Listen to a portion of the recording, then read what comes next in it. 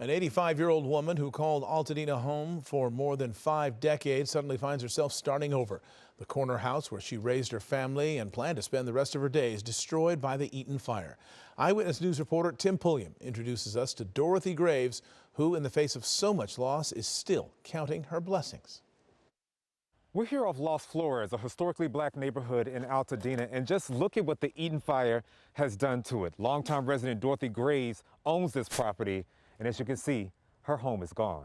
I'm just dealing. I know that sounds strange, but I've been a strong black woman a long time, and I can't just break down now. Dorothy Graves, keeping her spirits high after one of the most destructive wildfires in California history burned her home of more than 50 years to the ground. 1969, we moved in on Halloween.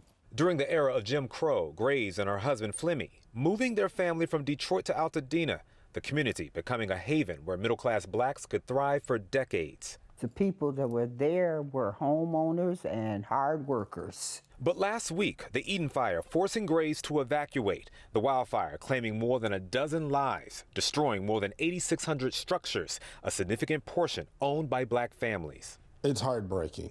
Dorothy's son, Alfonso, growing up with other black families on the block since he was 5. It is my hopes that those black people will rebuild those homes. Why is that important? Because if we lose that, we're losing a lot. We're losing a foothold in Los Angeles. Studies show the most common form of generational wealth for black families is in home ownership, which still lags behind white Americans because of systemic racism. According to the National Association of Realtors, 72% of whites own property compared to only 44% of blacks. You plan to stay and rebuild? Yeah, where am I gonna go? I would hope that the people in Altadena understand, what they have is a jewel and not to take quick and easy money. This GoFundMe set up to help Dorothy in her determination to come back here and rebuild. This too shall pass. Tim Pulliam, ABC7 Eyewitness News.